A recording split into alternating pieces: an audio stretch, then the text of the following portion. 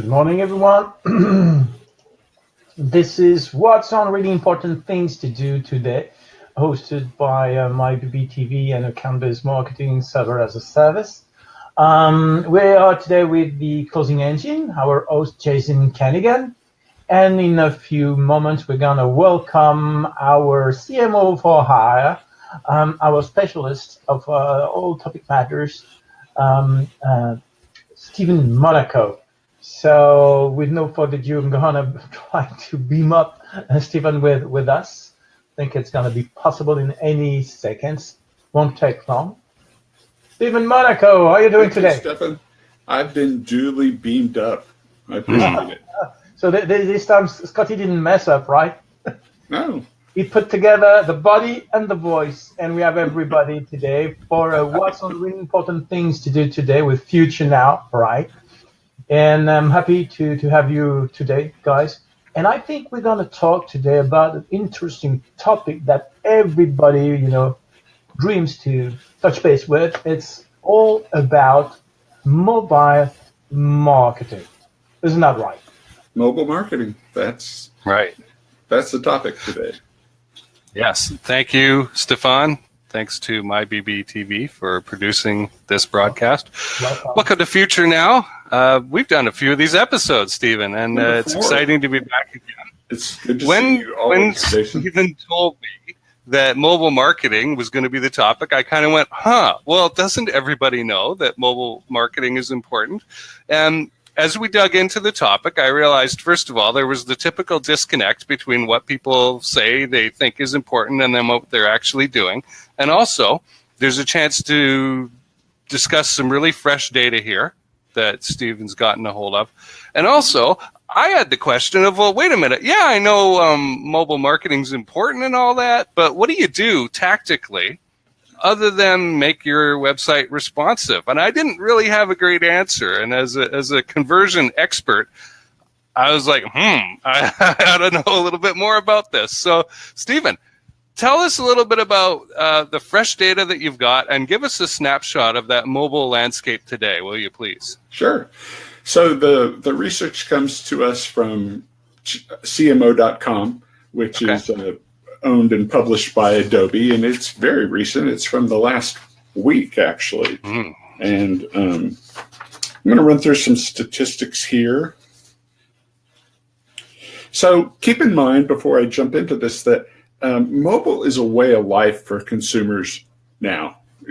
And it no longer is just the young age demographic. It's people of all ages, almost half of which keep their mobile phone with them or within arm's reach of them all the time, even while they're sleeping. It's within arm's reach. So we are connected, good or bad. We are married to our cell phones and our mobile devices. So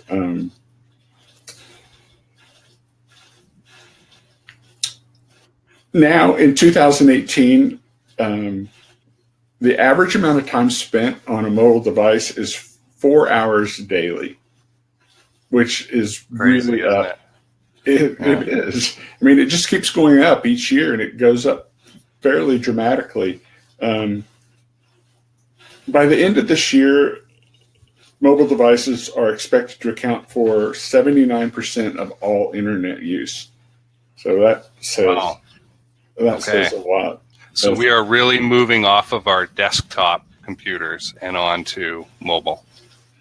Big time. Most of the time. Big time. I mean, if you think about the way people spend their time in the evenings, if they're relaxing, doing things with their children or their significant other, the cell phone is, like I said, it's nearby, if not in hand or in your pocket.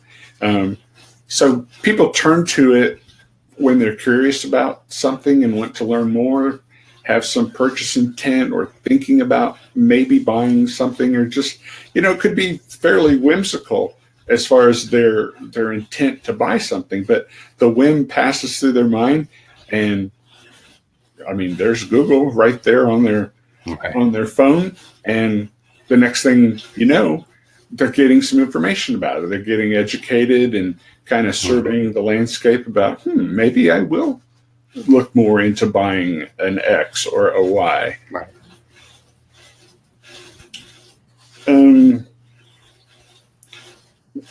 One thing that I found interesting is that mobile ad blocking is up 90% year over year. This is a tendency. We spoke about this stuff last week about ads and ad blockers, and it's interesting also in that the expenditure by brands and companies for mobile ads keeps going up, and that's a head scratcher for me personally. It's like, because they're pushing against this rising wall.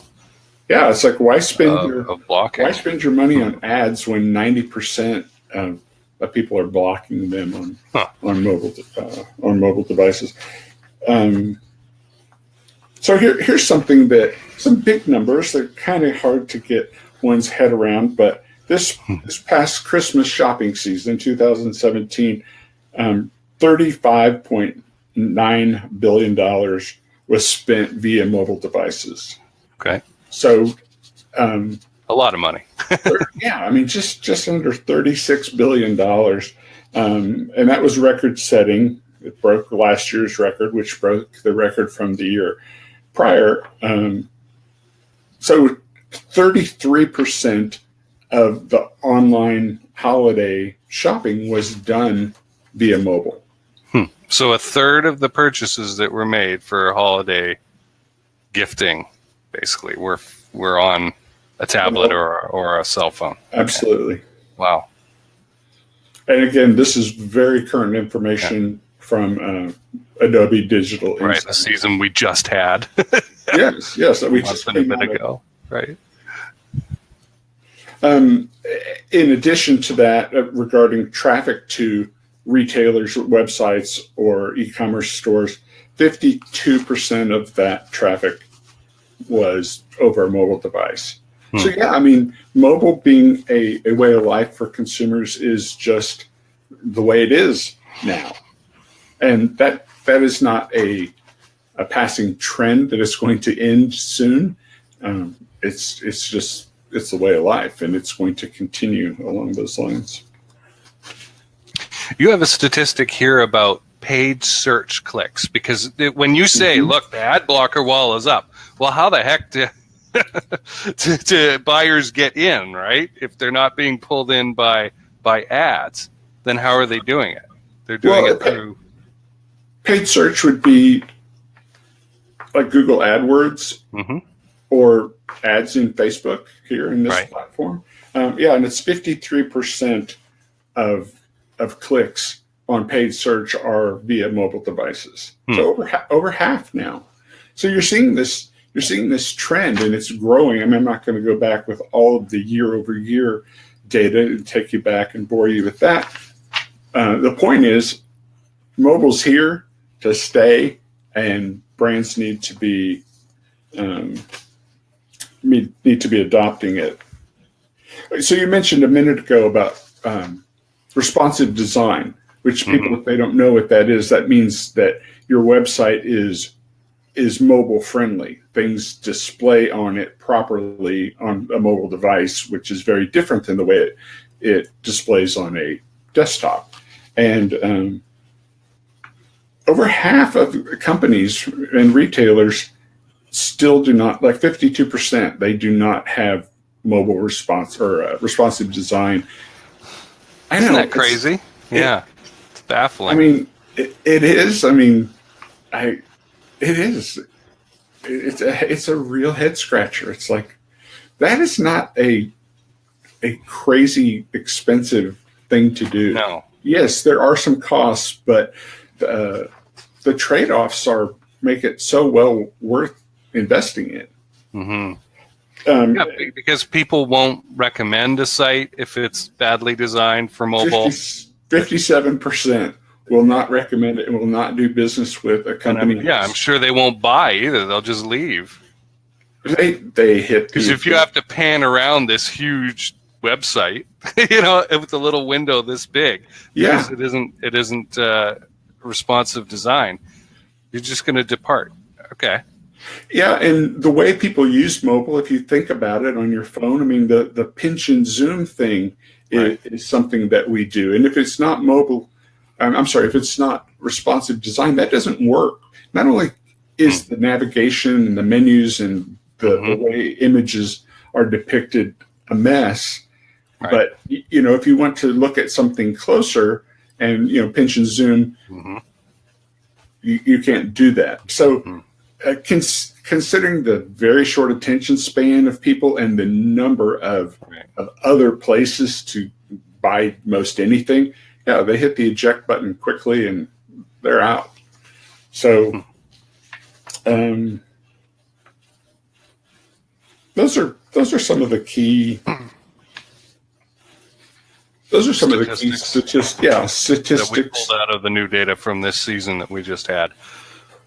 Major purchasing. So lots of purchases, big money. Most people, the big majority of them, are on their mobile devices, surfing around, getting a brainwave. Gee, I wonder what it would be like if I got this thing. Okay, let me do some searching. Oh, some paid ad results maybe come up, right? And I click through and I start building the picture in my head as a consumer of which brand do I want, what are the features, what are the packages available, who might I buy from, where might I buy from. Exactly. And this stuff is not being very well managed, this whole process, by most retailers, I would say. No, you're right. I mean, it isn't, and it needs to be.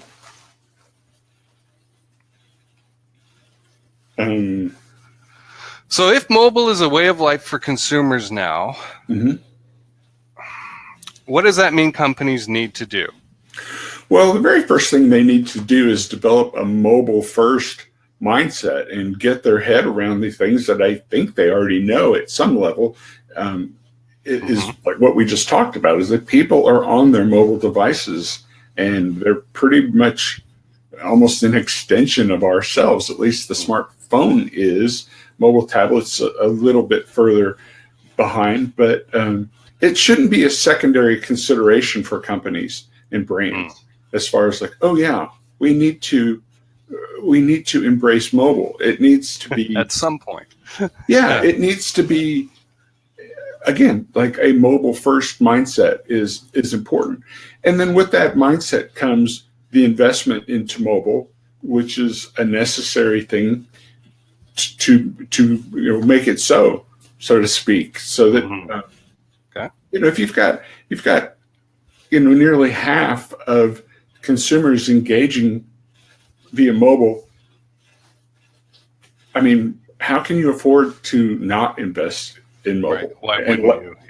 Yeah, why wouldn't you? And it's crazy not to let the rest of the consumers who are on mobile, just let them go and say, oh well, there goes missed opportunities. That's okay with us. So mobile first is the strategy. What kind of technology might we use in reaching people through their phones? Geofencing is an awesome thing. I mean, that's kind of starting up at the top. Geofencing listening so that you know where a person is. Okay, so let's explain that term for the benefit of our viewers who run into happily. Geofencing means that it's location-based, and people keeping their GPS purposely and willingly keeping their GPS on a fairly regular basis on their mobile phones. You know where they are. Literally. So using the data that you have about that person, you can connect with them. I mean, there's no channel or medium that puts a brand in touch more directly and more personally than mobile. Right. I mean, okay. So if you're in an airport, it can know you're in the airport. If you live in a city near a particular Walmart or a different kind of store or a salon or something, it can know that. Okay.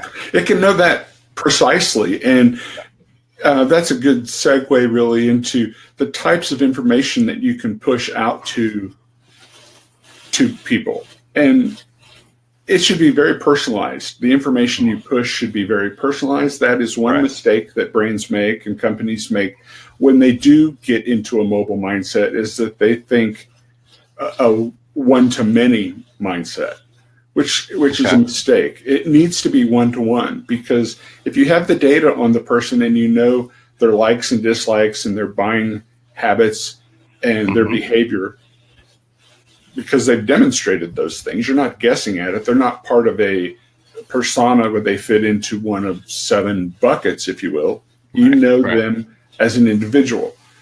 You can deliver contextually relevant information in a very timely fashion. So in an airport, if you know that they're Starbucks, they're a Starbucks fan, and they've got the Starbucks as a mobile app that works really well.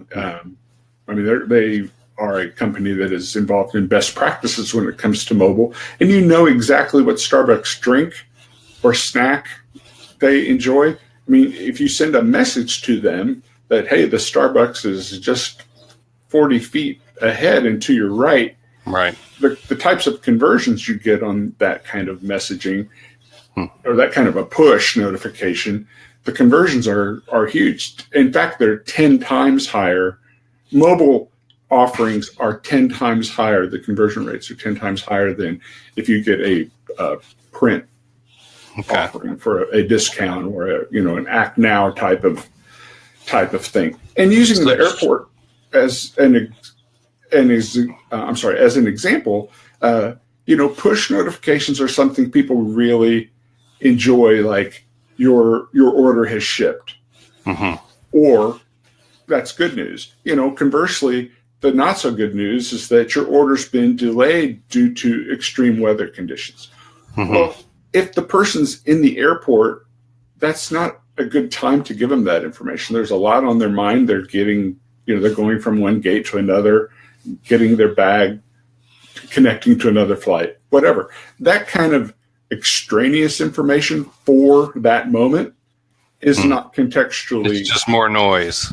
Really. It's more noise because when it comes to mobile, it's all about moments. It's like not just seizing the day per se, but it's capturing the moment and interacting and engaging in the moment with relevant information that is, again, contextually relevant to where the person is and what they're doing right then. So, mobile first strategy. Sounds like moments might be a strategy, and then you might get down into individual types of moments as a tactic, different types of tactics. And technology includes geofencing, data collection, individualizing responses, and SMS messaging and push notifications. SMS, yes, all of that and more. SMS is probably the lowest tech and the least expensive thing to get into as far as push notifications. It's not particularly expensive, but one thing that you hit on that's important is the data. And I think that's one area where companies fall short, and they fall short in the data department across the board with most types of marketing, or almost all types of marketing, in that they don't have the data in their CRM, so it is in a state where they can do these individualized, highly personalized, highly contextually relevant deliveries of nuggets of info. Okay. So if I'm in the airport and my flight is delayed and they know I'm a Starbucks guy, maybe it would be a good idea at that moment to send me a notification that, hey, you've got time.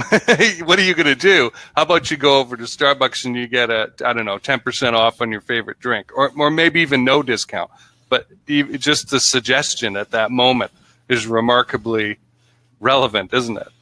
It is. That would be a good moment. It's highly relevant. And, this is just off the cuff that I hadn't even thought about. But with your example, considering how easy it is to get flight information just from, you don't have to be an airline to have the information. Rather than get that information from the airline regarding the status of your flight, you could get it from Starbucks. That you do, in fact, have time because it's been delayed by 20 minutes. Or since people want helpful information and not to be preached at or pitched to via the megaphone, just connecting with them and providing them with information that is helpful to them. Starbucks could say, just as a way to build loyalty to the brand and feel good about the brand, is that you don't have time for a coffee. Your flight is boarding now. So you should probably get over it. If it could figure out that you were approaching Starbucks. No. Yeah. This is a bad idea. I like it because this is about still developing rapport, and it's a courtesy notification, and it's helpful, and it's not about, hey, buy my stuff, which is everybody's so tired of. I think that would be so unique and refreshing that people would turn around and talk about it on social media. They would share that story. I would. I think definitely. I think they definitely would. And you're right. I mean, people are tired of being pitched to.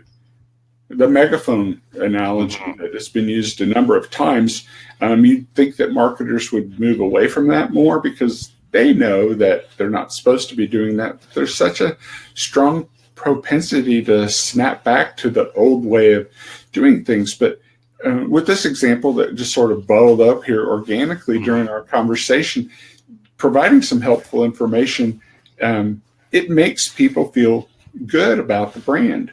And as we've talked about before, and I know we will continue to talk about, the customer experience. It's not always about the experience while they're making a purchase. It's just the experience in life in general, and finding a place to be helpful to consumers in the moment. And yeah, I mean, like your example, like, no time for Starbucks. Catch us when you land at Tampa or wherever you're going. But right now, your flight is boarding at gate 35. Right. Some of this information seems sketchy or intrusive to some people.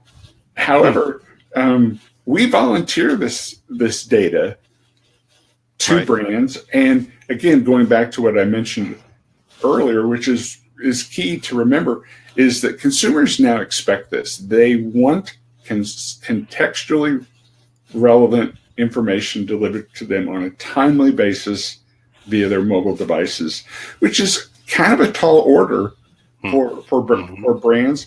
And one statistic was that 44% of consumers are very annoyed when they get information pushed to them on their mobile device that is not personalized and is not contextually relevant.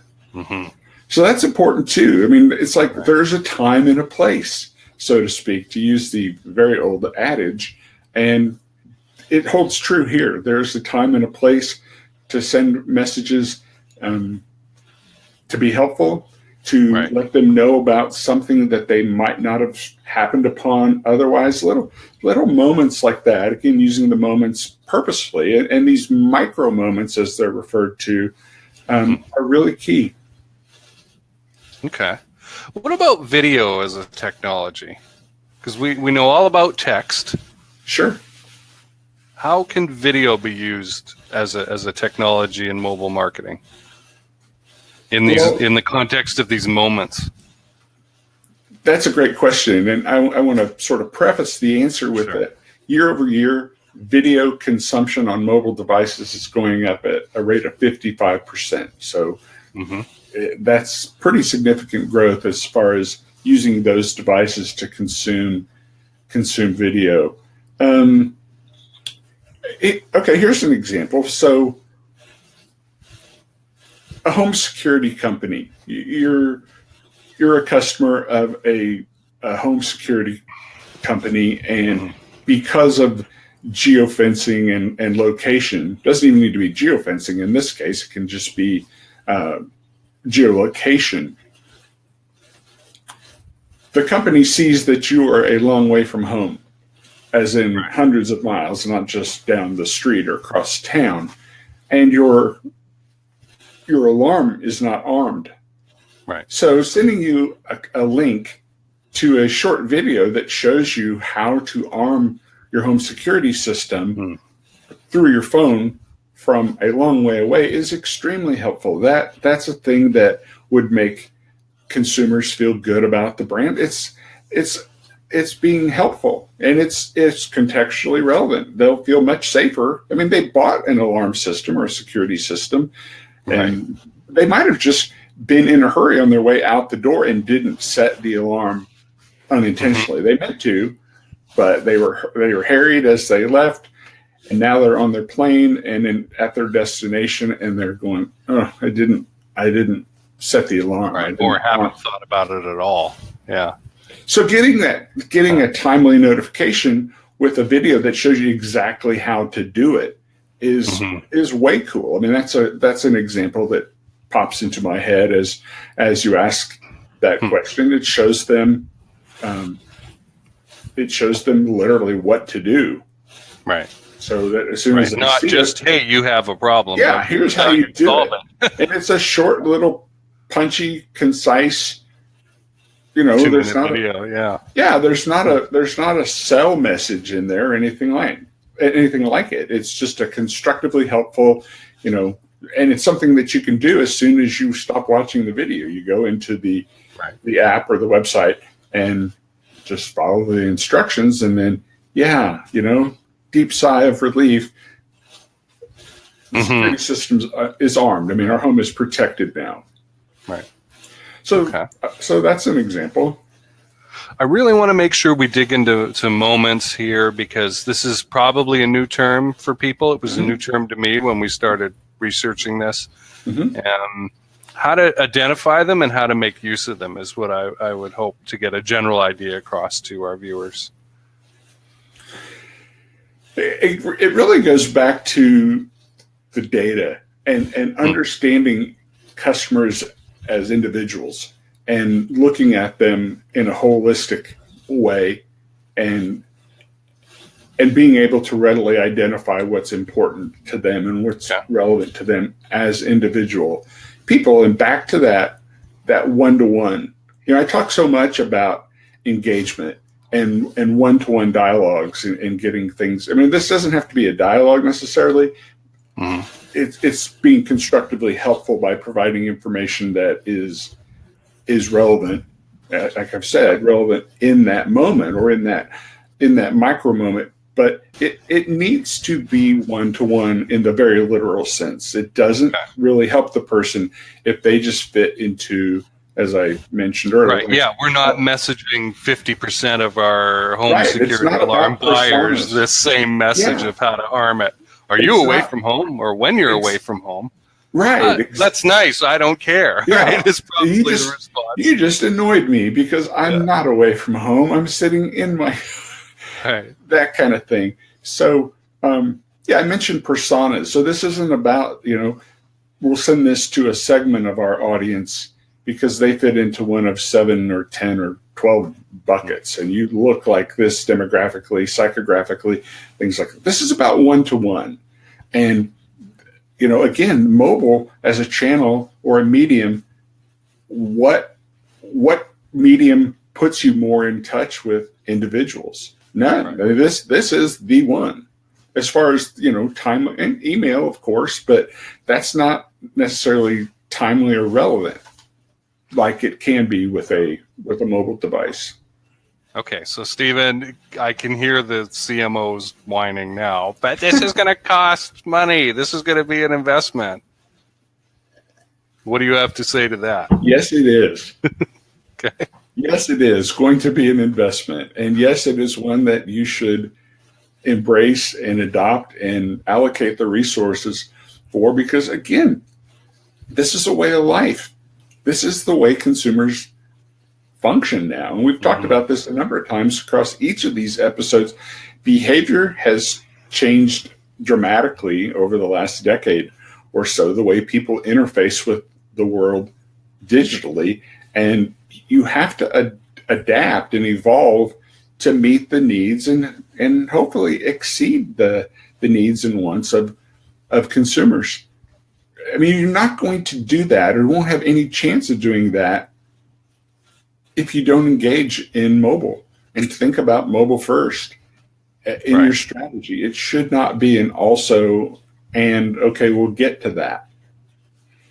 And, we've talked about this before too. I believe it was episode 1 about just the demands on chief marketing officers. They are significant. The demands are more so than they ever have been before. They have so much more on their plates than they ever thought about, say, 20 years ago, 30 years ago. These things they weren't relevant. Now they are highly relevant, and they're very important. So those resources and the expense might mean getting, besides the personnel to help in mobile, a chief marketing technology officer or someone in that capacity in a consulting basis who can get you up to speed and point out best practices and the better vendors to turn to for your technology needs, as it pertains to this whole mobile marketing thing. It can't be ignored. Right. No, this is the way buyers are actually behaving, the technology they're using, the way they're interacting, the way they want to be interacted with. And those who invest in systems to get that interaction going the right way, that doesn't annoy, that isn't megaphony. Megaphony, I like is that. One-to-one, Megaphony. are going to win that Jason, huge chunk of money. Yes. Well, yes, I combined phony and megaphone. Mega phony. Yeah. It's like, hey, don't be phony. We don't want to hear your contrived messages. Right.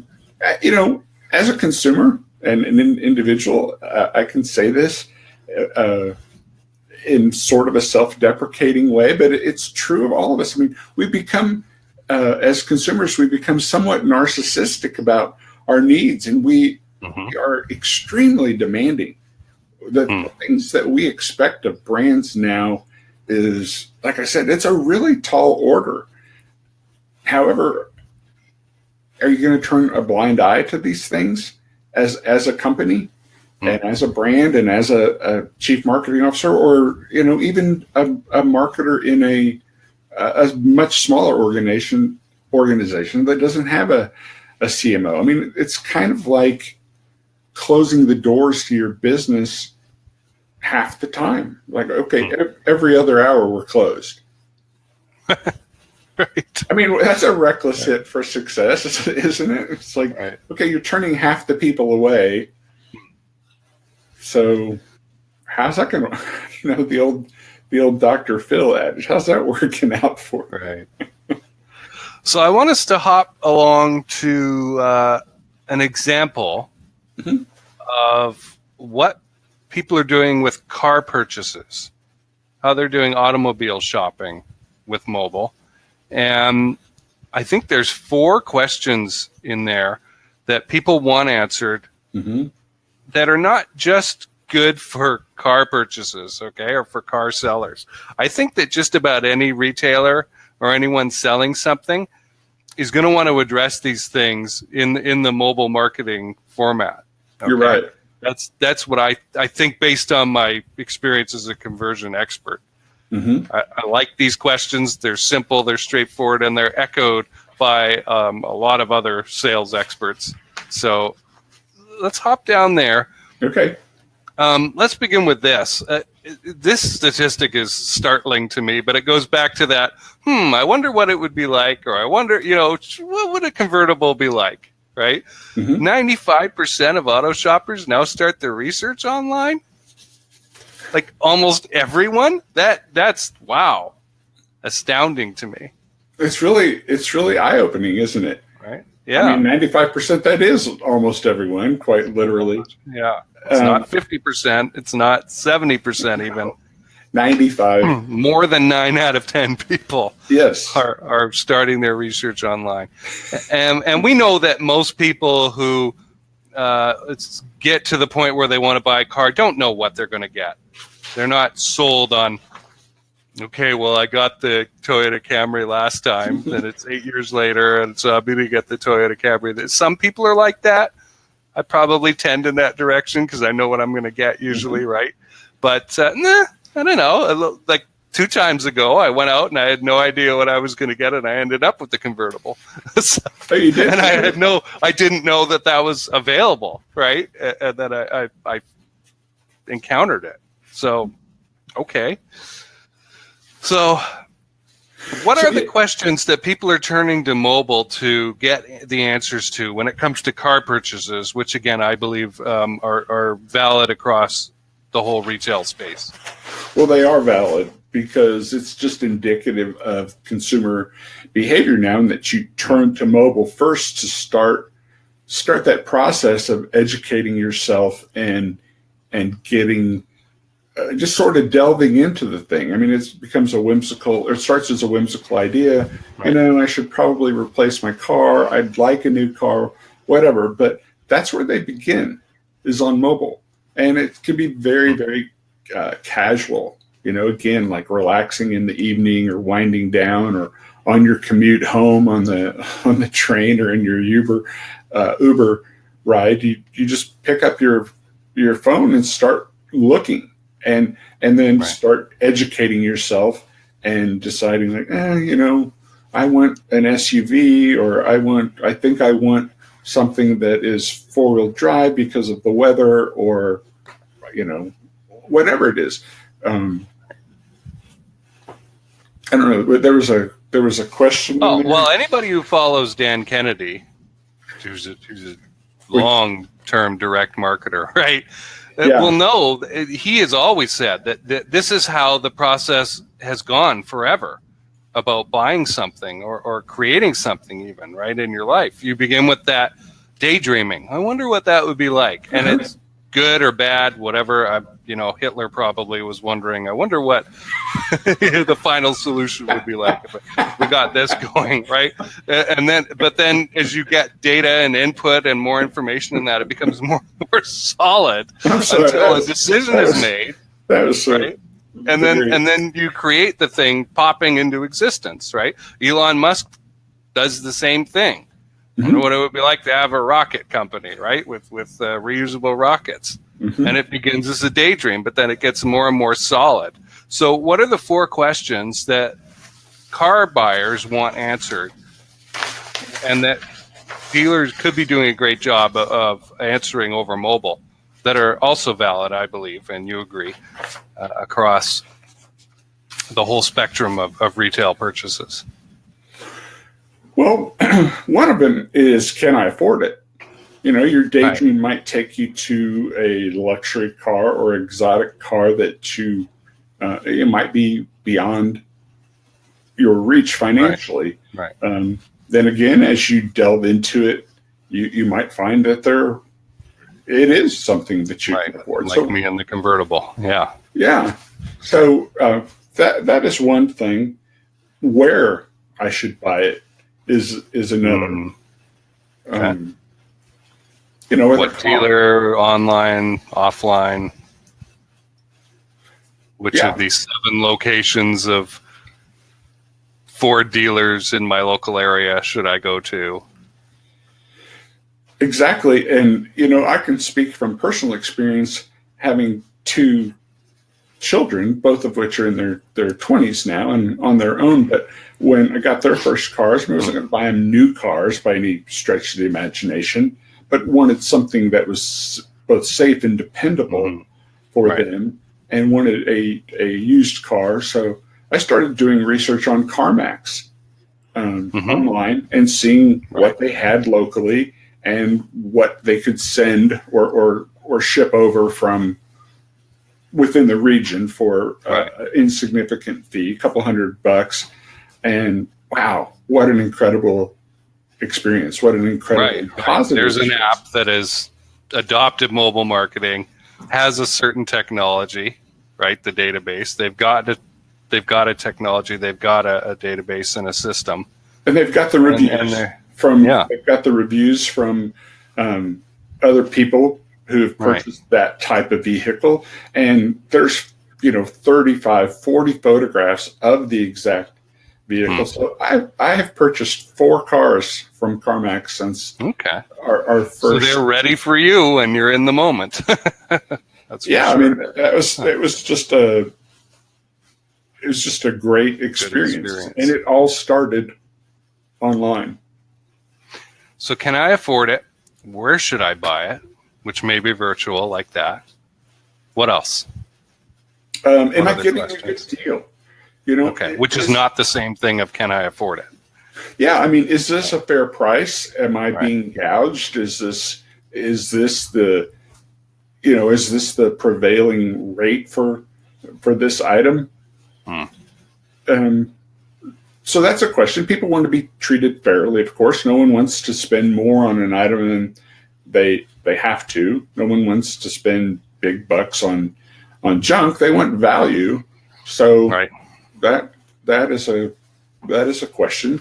There's a lawyer I follow out of Michigan who knows a lot about lemon law, and when you brought up here's 40 pictures of the exact car, I was like, yeah, because he's had many examples. He has a podcast. I haven't watched him in a bit. I should go track him down. Of the car being listed out of state and somebody buying it and it being shipped to them, and it wasn't that car. Oh, it was not that exact car, and that is not an uncommon thing. Oh, so Carfax is taking care of that. So that's great. So our fourth question is what? What's our final question there? I don't recall, Jason. Is it right for me? Oh, that's right. That's right. Right. So can I afford it? Where should I buy it? Am I getting a deal? And is it right for me? And these are I believe 4 questions that anybody, any seller could do a good job of answering through mobile technology and strategy. Okay.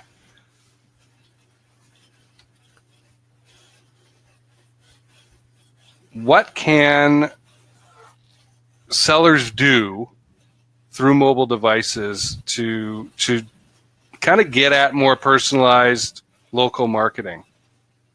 How can they better understand their audience? Well, the best way to understand the audience, again, is on the individual level based on behavior that individual has demonstrated. Okay. Rather than guessing at it, there are, they've done certain things. They have visited certain sites. They have bought certain items. They have looked at other items. And if you know their age and gender and all these things that is very typical to have in a CRM, then you can start connecting with them very directly and in that personalized fashion that they now expect. Okay. And then I think going back to the very first thing you mentioned, geofencing. Right? How many searches have we? Because if I want lunch, I don't want a great deal on lunch 100 miles away. Right. So I think I want it near me. Yeah, I think the statistic is that 30% of mobile searches have that quote unquote near me element to them. So consumers are looking for something that's relevant to what's going on with them right now. Like, I'm hungry, for example. You mentioned lunch. Right.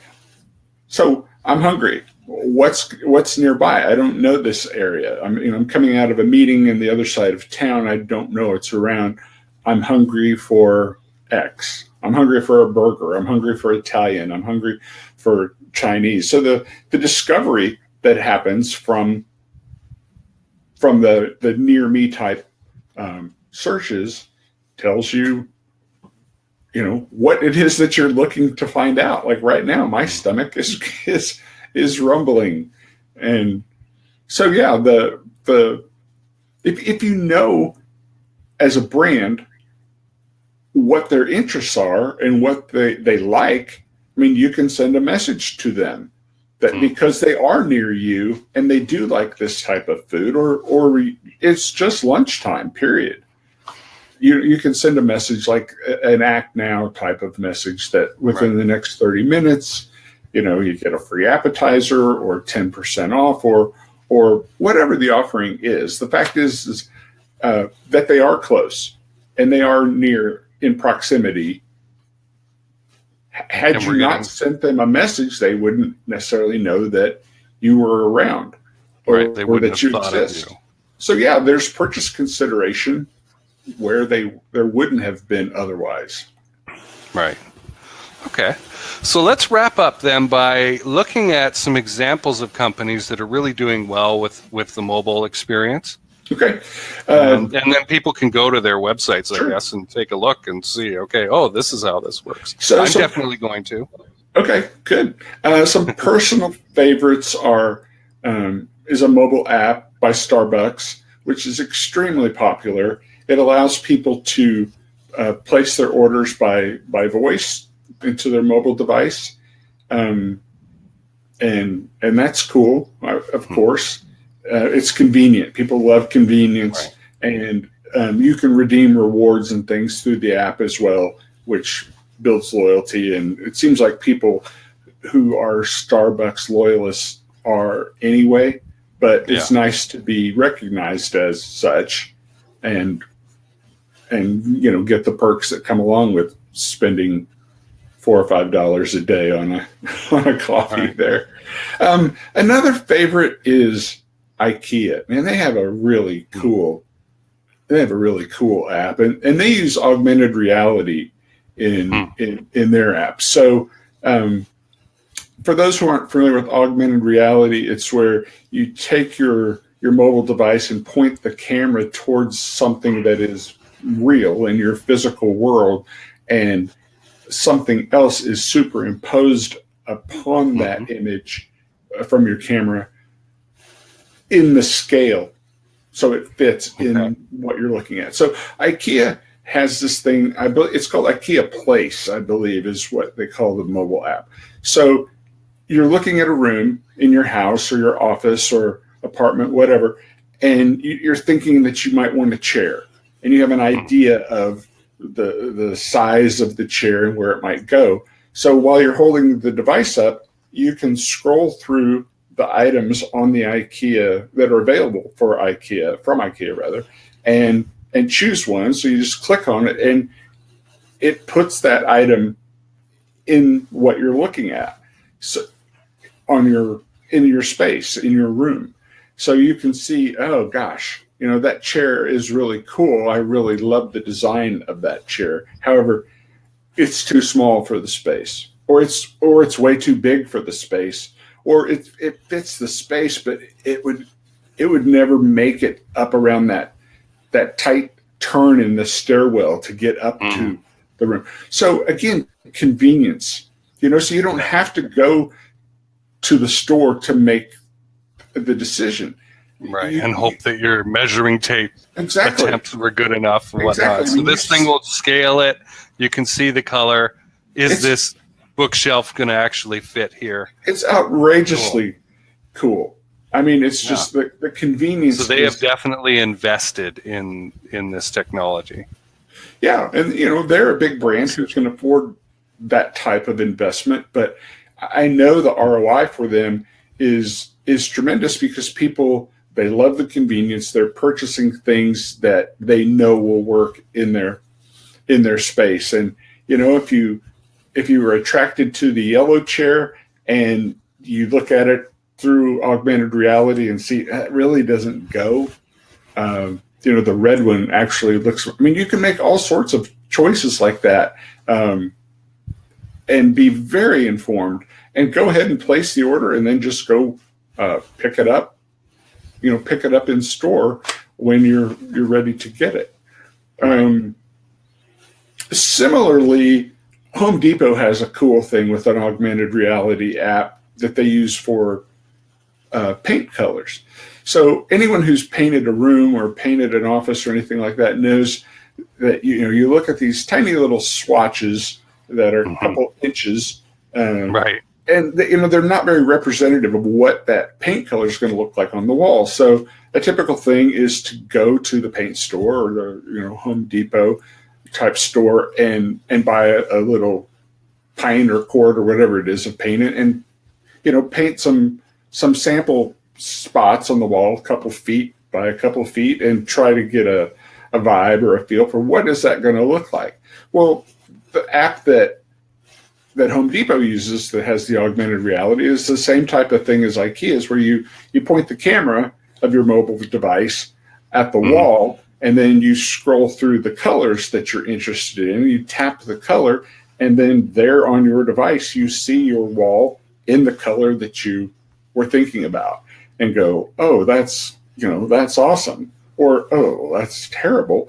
And you can mix and match and continually refine your selections based on that trial and error, so to speak, in a mobile app with augmented reality without the hassles of the trial and error of actually going there and painting parts of the wall and waiting for it to dry and saying, it just doesn't look like I thought it would on the wall based on the swatch that was that big.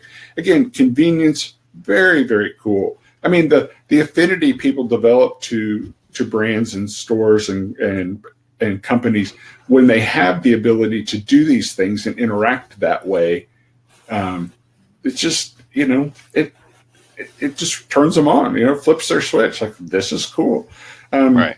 Home Depot, I mentioned Lowe's has a similar thing for home improvement. So if you're thinking about putting in, new kitchen cabinets and countertop, for example, you can use almost the exact same type of app with augmented reality to see what's it going to look like. What would these old cabinets we want to replace look like with a cherry finish and a black marble top, or whatever, whatever the choices are.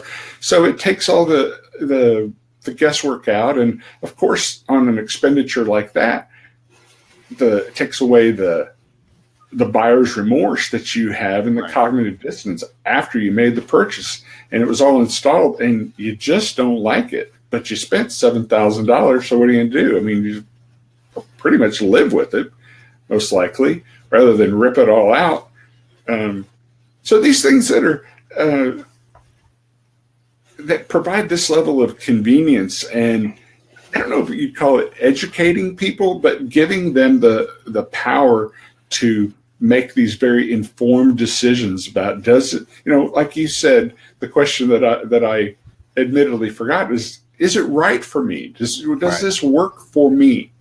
And of course, that's very subjective to everyone, but having the ability to make those decisions without committing to it and seeing exactly what it's going to look like, way cool. Way cool. Right. So I don't want our viewers getting overwhelmed with the sense of scale in those examples. I'm going to be thinking about this on my own business and websites and that, right? About how to implement the strategies and the technologies and the tactics that we've talked about today. So thank you, Stephen, for giving us an in-depth look on mobile marketing and what can be done about it in a way that really I haven't gone into this level of detail before, and this is kind of my bread and butter conversion, right? So I appreciate it, and my thanks to Stefan. To conversions and right. Anybody who's looking for some expertise on how they might use mobile systems to develop that interaction that we talk about here on Future Now with your target audience, your target market, they should talk to you, Stephen. And also, Stefan, I think the account-based marketing server has an opportunity here. Your question will be, can mobile marketing integrate account-based marketing strategy? And I'm looking at Stephen, and he's starting smiling, right? And say, yes, it does. I'm smiling because I knew what was coming. Yeah, that's all the point. Once you're diving into mobile marketing for demographic obvious reasons, then what you would like to try to do is to develop, right, a personalized, customized, one-to-one marketing plan for each endpoint, as known as smartphones, tablets, or whatsoever you're using to deploy your mobile marketing strategy. So yes, it is compatible and it does a lot of things. That's the point of having mobile marketing on one hand and the tremendous account-based marketing strategy on the other, with the fantastic tool that can perform with that. So no problem. And I really urge everybody to engage with Stephen Monaco, because he can make an assessment about all that needs to be done. That would be a clear view and vision for the beneficiaries, the customers, corporation that want to deploy that with efficiency and impact. And then after, of course, we have so many resources that everything can be deployed in matters of weeks. It doesn't take months, but in weeks. Over 8 weeks, you go from A to Z in mobile marketing and account-based marketing strategy, all wrapped up together. Very good. I'm happy to help. It's my passion. I know, and you're very good with that. So don't change up. Okay, guys. All right. Well, thank you, everyone who joined us for this fourth episode of Future Now.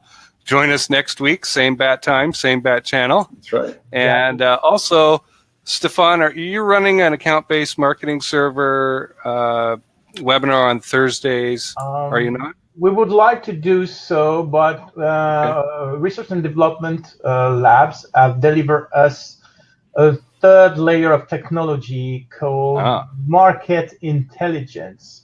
Okay. In fact, in addition of mobile marketing, strategy, and account-based marketing, the audience and the customer can benefit of what is defined as, I don't want to miss my word in English, that would be geo data server. Any big data can be used, mapped, visualized, and synchronized with mobile marketing, traditional marketing, account-based marketing strategy, and servers as well. And then what people get, in addition of everything we already featured, right? They got instant live market intelligence with incorporated geofencing. How about that? That's a real heavy lifting as far as the technology goes. Like you're an eagle flying in the air and your eye sees everything. Nice. And so, that would be GDPR compliant for the European Union as well. Okay. So, Stephen, you for the strategy, Stefan for the technology, and me for the conversion. At the end of the what would be the journey to Stephen Monaco? And then you got not Stephen, but Stefan with an R. And then you come with me for the belts and the bolts. I'm the mechanic. He's the driver. Well, thank you. And thanks, everyone, for tuning in this week. Happy to have you. And we will see you next time. Exactly. Thank you for your time, guys.